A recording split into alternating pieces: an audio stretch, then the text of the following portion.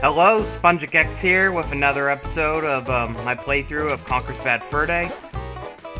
And so here we have the Barn Boys chapter. I say, little fella, you better get this fat-ass bitch off of my back pronto. Gee, so many people around here want me to solve their problems. What are you gonna do for me, then? I'll tell you what I'm gonna do. I tell you. Yeah, I find it funny how in the N64 version they made the block guy look really angry, but in the Xbox version they just gave him like a plain facial expression. Just one more thing. You make one into my friend Bird. That being said though, man, those polygons on his eyes are terribly low in this game. How can something be lower res yet somehow have better facial expressions? No, it's not.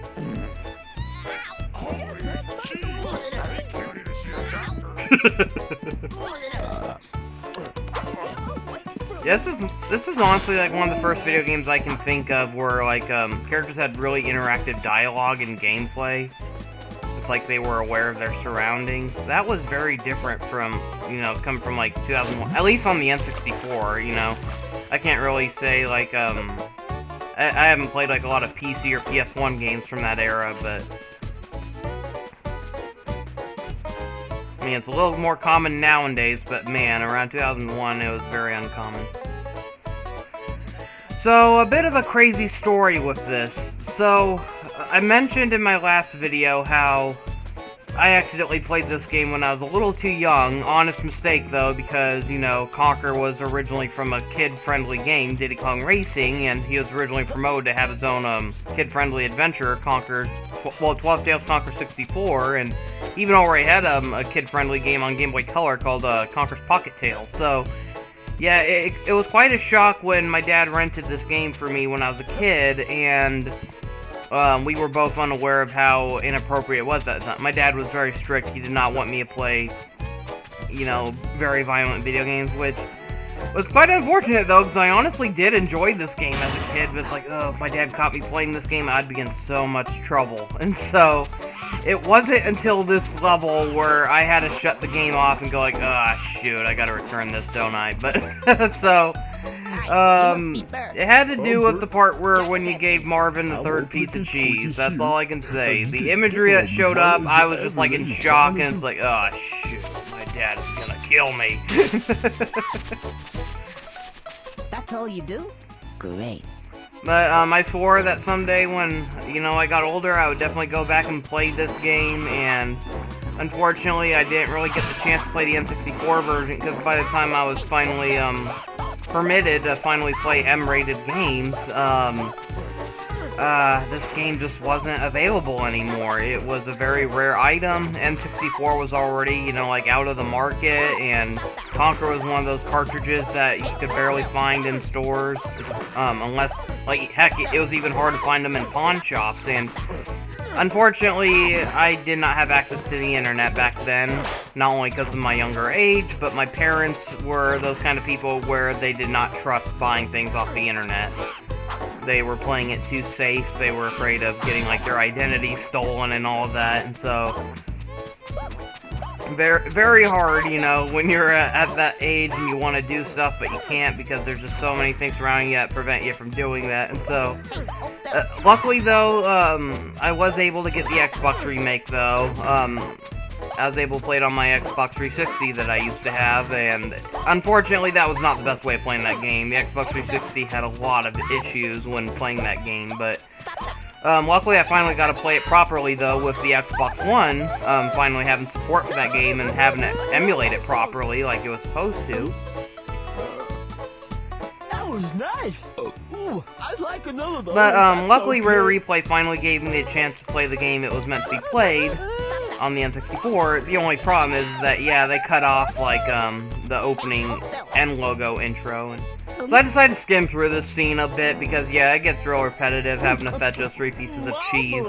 One more should just about do It's fun to know, though, that originally this sequence was supposed to be, more in-depth, though. Originally, Conker was supposed to quest to, like, a cheese kingdom, according to some of the old concept art of this game, as seen in one of the bonus features in Rare Replay. It showed that one of the deleted areas was a cheese kingdom. I think I've had too much.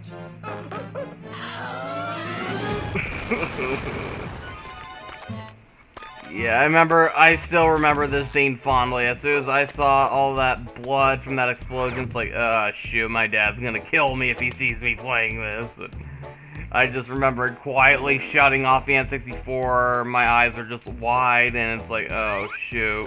Have mercy, Dad, have mercy. I couldn't have lasted a moment longer there. Thank you very much, Mr. Squirrel. Now, there's something real neat inside that barn. You just gotta get in there, Sonny.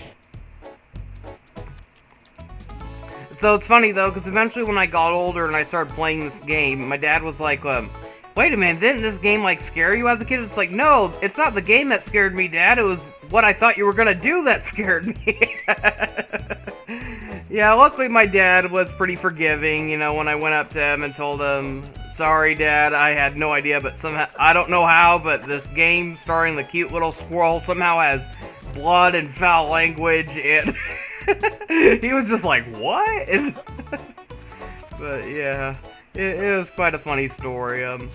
I don't hear too many people talking about that, though. Like, I'm surprised not too many other people share stories like that, how, you know, they thought Conker was originally supposed to be a kid game, but I do remember, though, when the Xbox version came out, there actually was a news report on, I think it was probably CNN. I remember seeing it on the internet, but Conker Live and Reloaded actually made the headline on one of the, little stories. They mentioned how, there's a new video game starring a squirrel, and they were warning parents not to rent it for their kids, or buy it for their kids, because it is actually, mature rated. And so, it's funny how you were able to see stories like that, but then you weren't really seeing stories like that for the original release. But then again, the original came out at a very bad time. It came out when the N64 was near death. I mean, it came out shortly after the PlayStation 2 just hit the market, and the GameCube was coming out later that year, so yeah.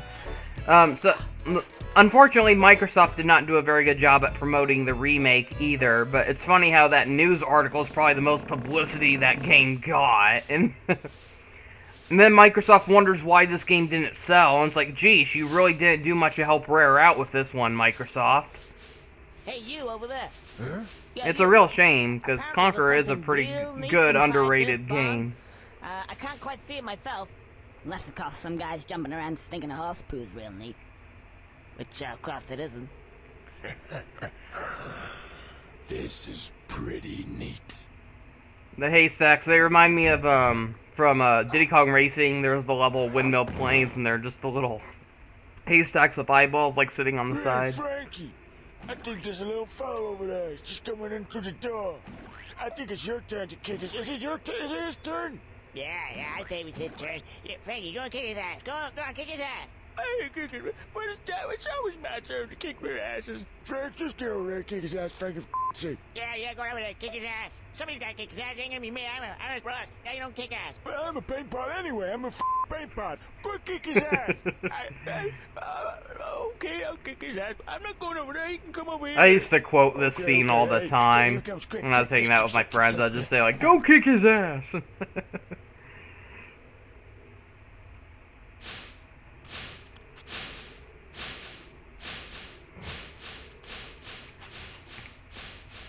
For an N64 game, that's a pretty cool particle effect. The little strands of hay that are just flying around when they hop.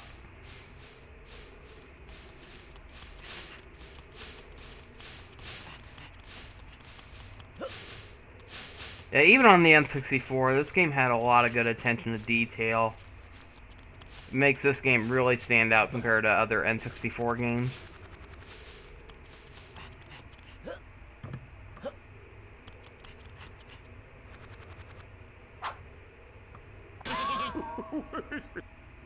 Wow, I'm surprised you can even hit him in the original. I remember you could hit him in the Xbox remake, but look at Frankie's shadow, how it's just flickering every time I hit him. That's weird.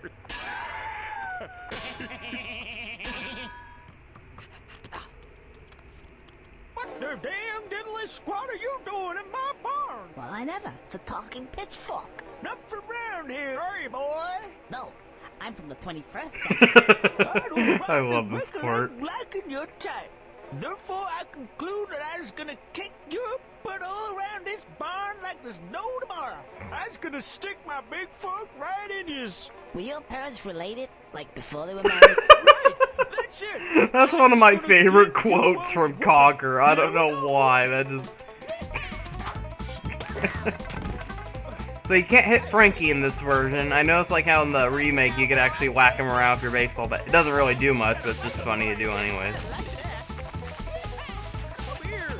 For some reason, a lot of people hate this part. I always liked this part. I always thought it was fun. I like the music. I like how in the Xbox remake they gave it more of like a jazzy vibe.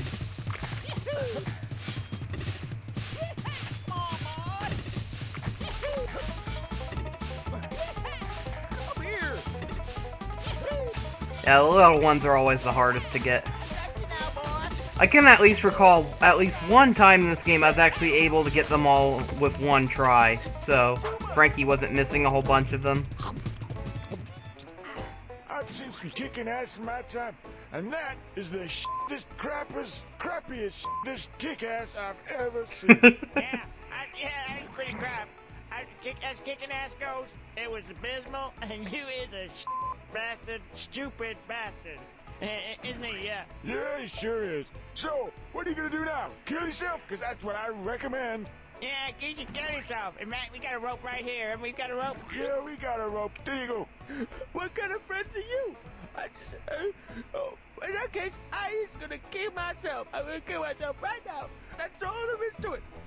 You.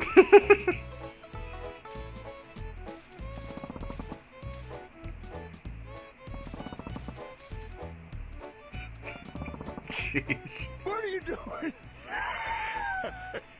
You stupid bastard.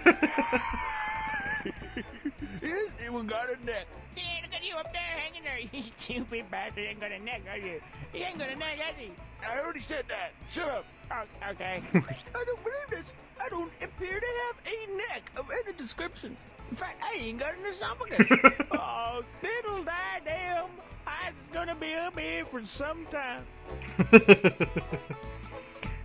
Yeah, I find it funny how, like, I remember Chris Evers stated in, like, the little behind-the-scenes thing on Rare Replay, he mentioned how, like, where Mario 64, it rewarded you with stars for completing objectives, they decided to have it where this version, well, in this game, the rewards you actually got for completing objectives are the cutscenes themselves. And, yeah, it's kind of true, because although you do collect money in this game, it feels very pointless, though. It really doesn't feel like, you know, the money in this game is so limited and scripted to where it's located, so it almost feels like it's just part of the cutscenes.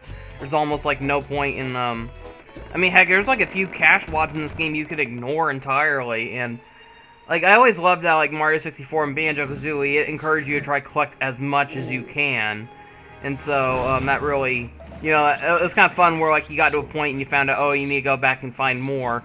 Or if you were a perfectionist and actually collected enough of it before advancing to next levels, and so it helps feel like you're just breezing through the game. So this game, you don't really get quite that much accomplishment with completing things, and so that's what makes the cutscenes so entertaining.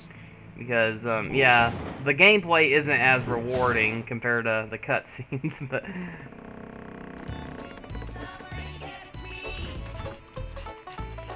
Hey, buddy. Just spare me a dime. Hey, buddy. I always thought it would be funny if they ever made a sequel, if they had the King Bee return and he has a new job. Because, you know, the Queen Bee is now dead and, he's still a bum, so I thought it would be funny if, he became like a pimp or something and so like you see him wearing like a pimp outfit and he wants a Conker to go around and find some bees to get him his honey, or just something stupid like that, though. So it's like, throughout the game, you can find, like, bees, like, hidden throughout areas, and they'd be kind of like the Jinjos from Banjo-Kazooie. You collect them, but then it's like after you collect a certain number of them, you gotta bring them back to, like, some kind of honey farm or something and have them, like a flower garden or something, have them, make more honey, and then every honey you get, you gotta bring it back to the King Bee, and he'll reward you a cash or something. That'd be kind of funny, but... What do you mean? I thought you said you had big... Yeah. Over there. Behind us. Hang on a second. breast. She's a sunflower. Yeah, what did you expect her to be? She's a sunflower with big breasts. I'm a bee. Stupid bastard. Okay, I don't think I've offended now. Sorry. You gotta help me out, buddy. I don't know what I'm gonna do. Well, what's in it for me? Cash? Ah, I thought you were begging. Yeah. Just, yeah. Yeah, if I'm not mistaken, Chris Seaver said, like, this is one part of the game he kind of regrets doing. It's like, he just feels kind of ashamed for doing this part. Big-breasted sunflower.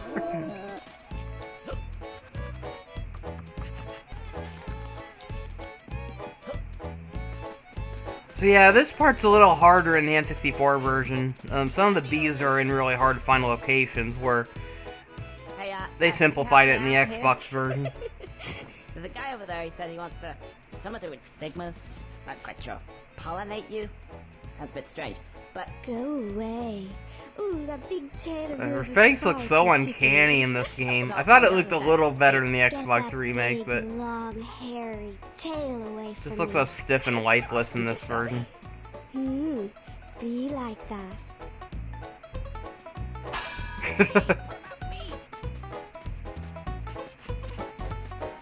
Heck, it's not just collecting the bees that's hard, but even the infamous part where you have to bounce on her breasts. They made it really difficult in this game. Where in the Xbox version, all you have to do is just jump, and then that's it. Tickly bee. You're passive. What was the point of that? They just mentioned how they're pacifists for no reason? Like sunflowers, maybe? I think I got a plan. Yep. I guess the only thing it really implies is that it tells the players, okay, you can touch them, I guess.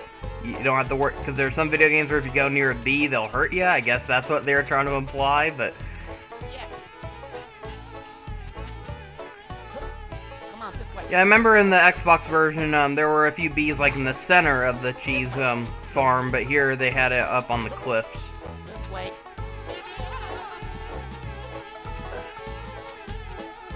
Yeah, I wonder, though, there's, like, that gatekeeper named Bert who was here earlier in the game, and, I noticed, like, how, kind of underwhelming it is, like, when you go to him and mention how Jack sent him, he just opens the gate and Conkers like, that's all you do? Great. I wonder if that was, like, kind of like a filler joke for the part they had to scrap out. Like I mentioned, there was originally supposed to be, a pathway to a Cheese Kingdom level, and it looks like they cut that out, and so, it's like, is that kind of like a is that like a little referential joke between, like, the people who worked on this game? The fact that they know something bigger was supposed to be there, but then they had to skip it out, so Conker's just like, that's all you do? Great. And it might also explain why that part of the game has, like, that really interesting, you know, one-up placement. It's the only place where you can get a one-up that's worth more than one life. It's worth 10, for crying out loud. It's not too easy to find unless you were just messing around with the game, or if you looked it up online, I suppose, but... So, yeah, it's obvious that there was supposed to be some kind of significance in that area, but they had to cut it down drastically, and... It's not the only part of the game that was drastically cut down, though. There were a lot of areas in the war level that were cut down. Kind of makes you wish, like, if they, you know, it kind of makes you wonder if they could ever reboot this game. You know, instead of making a shot-for-shot remake, is it possible they could ever, like, try taking out all the old concept arts and, you know, try making this game without, because now they no longer have the limitations they used to. They're now free to make everything they originally intended for the game. Of course, there are still a few things that they definitely need to cut out, though, because the original ending definitely would not sit well. In case a lot of you don't know, you know, the game does have a pretty dark ending, but the original ending was much, much worse. I don't feel comfortable really sharing about it, but, yeah, you should... If you're really curious, you should look it up, but man, like, let me tell you, if they ended it the way they originally did, there definitely would never have been a sequel. Despite the fact how there still never was, but at least there was supposed to be a sequel, and...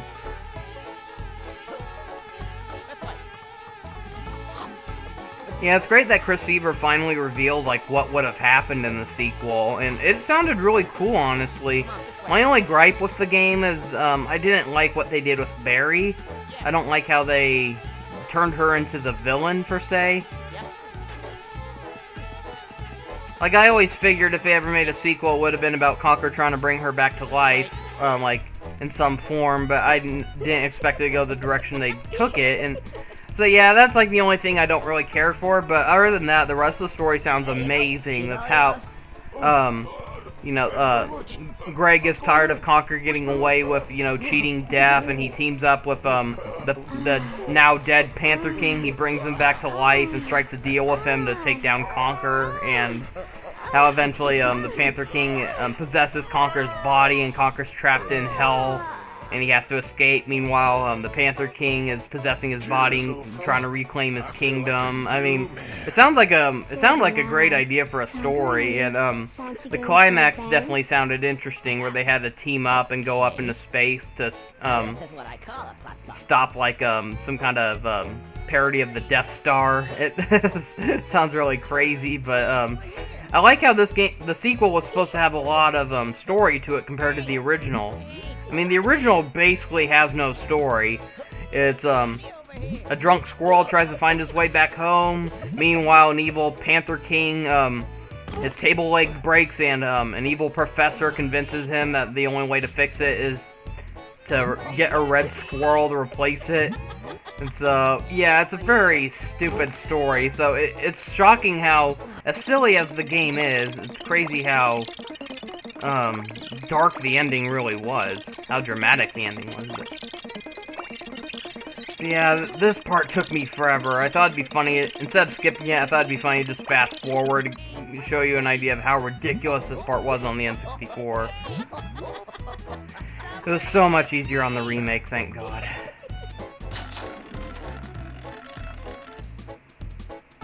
Hey, I'm here. Hurry up. Pick me up, shithead. Excellent. Jetpacks and butlers. Here we come. I love how they hid that quote in Ukulele, the spiritual successor to Banjo-Kazooie, because there's a library part where like you're in a room full of books, and one of the books says jetpacks and butlers, like the road to fancy life or something like that. So it's obvious that that was a nod to Conker.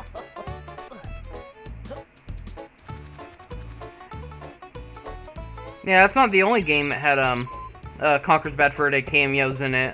Grabbed by the Ghoulies and even Banjo-Kazooie Nuts and Bolts had a few, well, that and even the original Banjo-Kazooie. So, in the original Banjo-Kazooie, for the N64 version at least, I'm pretty sure a lot of you have seen this, in the Rusty Bucket Bay level, there's a part where if you go inside one of the hidden rooms that are hidden behind, like, one of the breakable windows, if you find, like, the cabin room, or the bunk room, you'll, like, where all the beds are and stuff like that, if you look, in first person at one of the walls, you'll see a picture of, the beta version of Barry from, the original 12 Tales Conker 64, but, as of the Xbox, 360 version, or the Rare Replay version, if you want to call it that, they replaced it with, the image of Conker looking disgust as, the King Bee pollinates the sunflower from Conker's Bad Fur Day. So, I don't know why they replaced it, but I always thought that was funny, how you could kill the bats with the knives. They have better animation than N64 version 2. It's like when you hit them, they actually have like a cartoony effect as they get plummeted against the wall and their eyes widen, and they just fall and screech in the Xbox remake. But, so, let's see. And then in Grabbed by the Ghoulies, there's like the video game room, and in there you'll find a box art for Conker's Bad Fur Day on Xbox, oddly enough. So that was kind of a funny little reference. It then shows like a picture of, like on the box, or shows a picture of Conker giving the dollar signs that he gave when he got the cash that was on top of the farm. Yeah, I remember that was actually one of the earliest screenshots of the game revealed. just that shot of him getting the money and he had the dollar signs in his eyes. Like, that was one of the first screenshots of this game ever shown. Thank you, Mr. Squirrel. I was hanging up there by my pretty little neck. It was like one of them executions you hears about.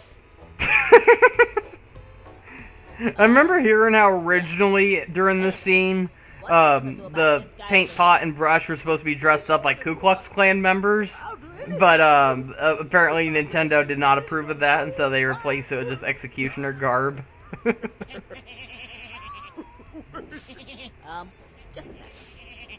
What are you doing? Get off me! So, what exactly did you have in mind? Well, now. Then let's see, the other cameo of Conker that I've seen from a Rare game was Banjo-Kazooie Nuts and Bolts. In Showdown Town, if you drive up to one of like the little display windows at a store, you'll see a war poster where it shows Conker on it and he's trying to recruit people to join the war. And there's also a picture of the beta version of Cameo. Well, no, not just Cameo in general. But actually, that wasn't the only Conker reference in that game. I forgot how at the beginning of the game, when during the opening cutscene, there's a part where it showed Banjo-Kazooie listening to a radio, and before Sergeant Jamjars comes in and takes over the radio, you can hear the Xbox remake version of the tune from Windy.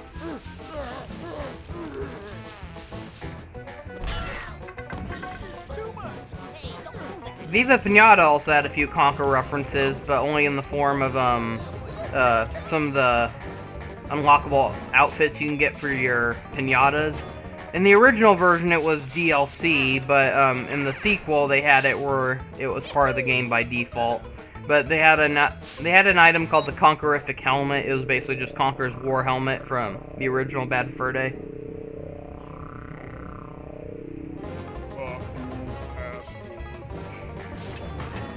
Yeah, I find it weird how in the Xbox version they censored the word ass during a few parts. It's just so weird.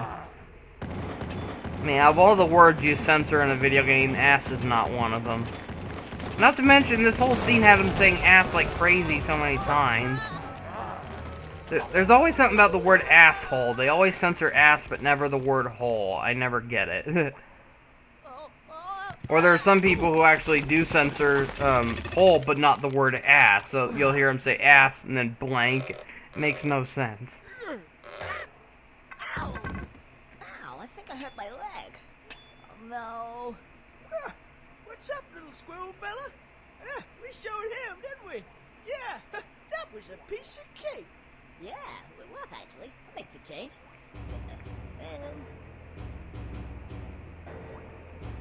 I don't think I like the sound of that music.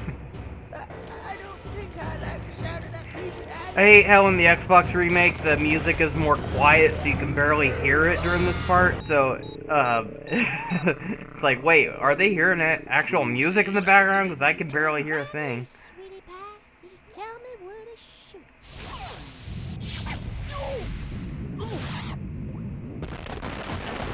Choose a 9mm.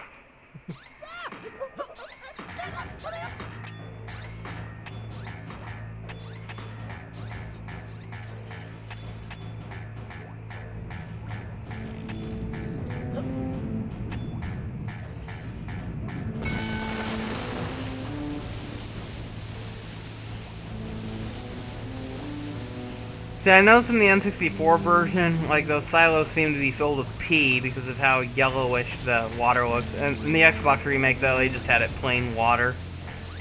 Looks a lot cleaner. This part is a lot easier in the N64 version. The controls were a bit unresponsive during that part where you have to press this button.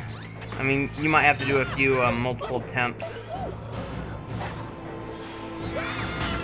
Yeah, I honestly never knew about that when originally playing it. I never knew that if you got too close to him, he could actually grab you.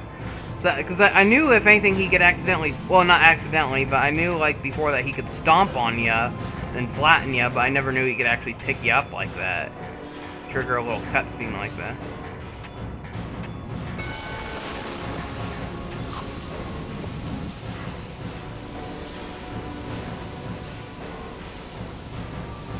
remember I used to be too afraid of getting close to the water, like when he'd approach it, because I was afraid you could get electrocuted, but apparently that's not the case. You can survive the electricity during this part.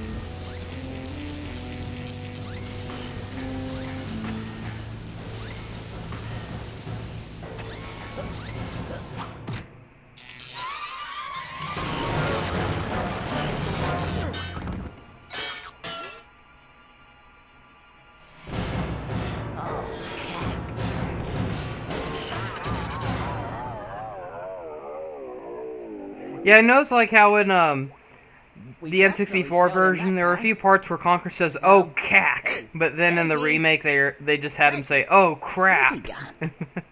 Oh no.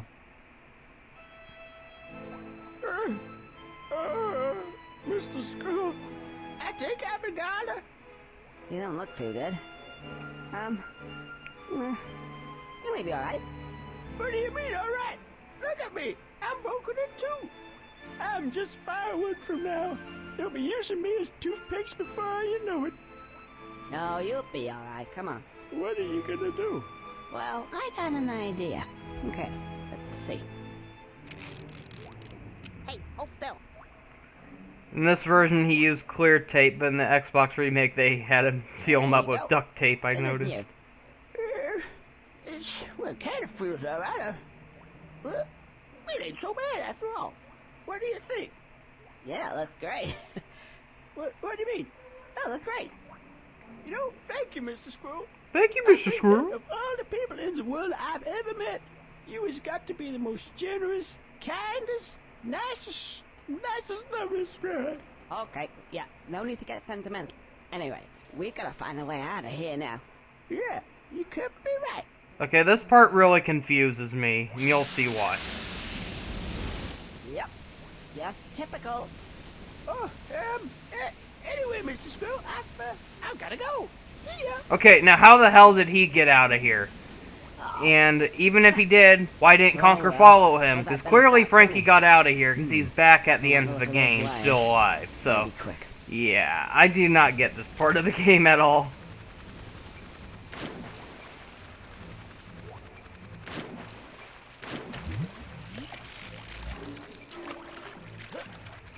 I used to be terrible at this part. I was just dying constantly, but I've gotten a lot better at it, especially on the Xbox remake, because this one's a lot harder because you don't have a freaking crosshair when aiming, which is one of the biggest flaws in the game where you have to have aiming controls. I mean, for crying out loud, even Banjo-Tooie at least gave you like a little button that allowed you to kind of have a crosshair show up. It wasn't very convenient, but at least it, you know, at least it was there.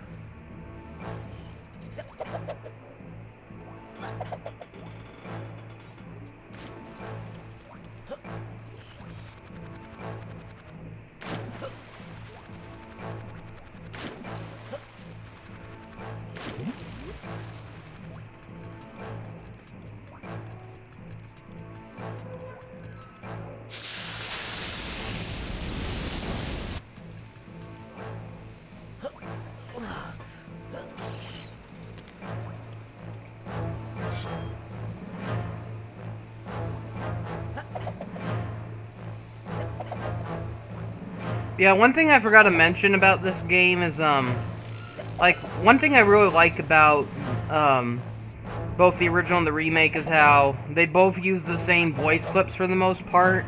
They had to, like, redub over a few scenes, though, because of the different controls for, like, the Xbox compared to the N64, but other than that, though,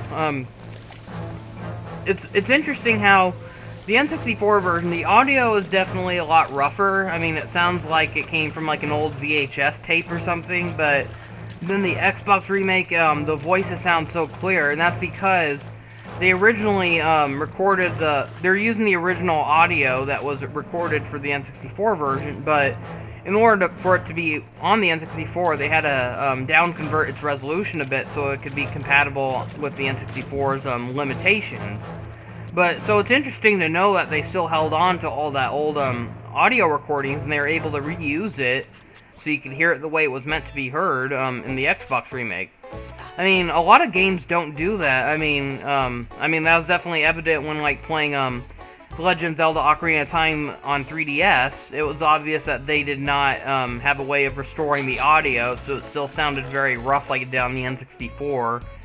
It sounded a little too loud or a bit distorted during certain parts. Who wants to be a millionaire? Me, actually. Which is interesting why, like, for a remake like Star Fox 64 3DS, that one actually did redub all the audio. It kept a lot of the sound effects, or at least redid them to sound a lot better, but... So that's like what I kind of wish they did with the Ocarina of Time 3D. I kind of wish they redid some of the audio, because it just made it sound a little dated compared to, like, playing a Star Fox 64 3DS. There are some games where, you know, it's worth redoing the audio, and then there's some where there's really no point because it was good to begin with. Like, from what it looks like, they're remaking SpongeBob Battle for Bikini Bottom, and recently they finally showed off some gameplay of, like, a demo version at, I think it was called Gamescom. And so, from what we've seen so far, they did not redo the audio, and that's fine, because the voice acting and music in that game was already good to begin with. It doesn't really sound like there's much they can do to improve upon it, and so that's one case where I think it's okay that they're leaving it the way it was. But yeah, there's definitely some video game remakes where it's like, you know, if you're gonna remake the visuals, the least you should do is redo the audio as well. It helps when you get the original voice actors, though. Like, that's one thing that was interesting about Star Fox 64 3DS. How although they redid a lot of the audio, they got back so many of the original voice actors. So, you know, that kind of helped. If anything, though, they should have replaced Slippy's voice. I don't think anyone liked the original voice of Slippy. Yeah, you could argue that his voices were still annoying on the GameCube game. Heck, he was actually voiced by Conker himself in Star Fox Adventures. Chris Seaver took over as the voice of him for that, and although it was still kind of annoying, I still thought it was more tolerable than whatever the heck he sounded like in the N64, but I personally liked his Star Fox Assault voice a lot better, but, I mean, it can still be irritating at times, but it gave him more personality. It made him sound like more than just a whiny brat. Yeah, I love the view up in this area. This is one of the best views in the game. Just see all the worlds in the background. I honestly never noticed that. Has anyone else ever noticed that? The Panther King's castle, like the lower entrance, it kind of looks like a monster's face. I've never noticed that. You can see like two eyeballs, and it's interesting. Yeah, if Conker ever got into Super Smash Brothers, that would definitely be his down special. The anvil. I noticed how in the Xbox remake, they actually put the word Acme on the anvil. It's very noticeable during this part of the game, where you have to use the anvil ability to break open the entrance to the poo cabin. You better hurry up. What are you looking at? Nothing, sire. Good. I always love the weasel guards in this. There's just something, I don't know why, I always liked cartoony weasel henchmen. I mean, they were definitely made famous, like with Disney. I mean, first there was The Wind in the Willows, and then there was especially Who Framed Roger Rabbit, and that's what this the weasels in this really remind me of. They remind me of the weasels from Who Framed Roger Rabbit. And then, oh yeah, then there was, the animated short, Mickey Mouse, The Prince and the Pauper. There were weasels in that as well. It is a sizable one. Now, milk goes here. What happens? We have the fulcrum here, the milk here. Now, one thing that really, leaves me wondering. So, it was obvious that by the end of this game, the professor never really intentionally needed a red squirrel to fix the table leg. He used it as an excuse to keep the king occupied while he was actually plotting to kill him behind his back. So what I want to know, though, is what did he really need Conker for? What did he really need a red squirrel for? And that's something I really would love to have learned in the sequel, if it ever came out, because it was said that he was still alive. And heck, even Live and Reloaded kind of confirmed that. It revealed that he came back. In the multiplayer mode, it revealed that he was there in the future, so he didn't die in space like this game tried making you think. Yes. Squirrel. And that's another reason why I'd like a reboot of this game, an extended reboot. I'd also like to see like how he, you know, like it would have been interesting to see a scene where you actually see him put something in the king's milk. So like during the scene towards the end where you see the alien burst out of his chest, it would have been interesting to know how and when it got there. Yeah, for those who've never seen the movie Alien, that part would definitely confuse. Heck, I was confused when I first played this game because. When I first played it, I never even knew what Alien was, and so eventually when I saw the movie, it's like I was able to pick up the pieces, and it's like, oh. But it still left me wondering, so wait, how did he get inside the king? A lot of people assume that he put it in, like, the king's milk somehow, so he drank it, and then, but that was never confirmed. So for those who don't know, we just saw an alien burst out of his chest for no reason. All we know is that the professor had something to do with it, but how? There's these cows. Get them in there. Get them to crap, and I'll make it a ball of poo. And you can do what the hell you like with it. Go on your break. You still here? Ah. Oh, charming. Well, that's all I have to show for now. Thank you for watching. See you next time. Goodbye.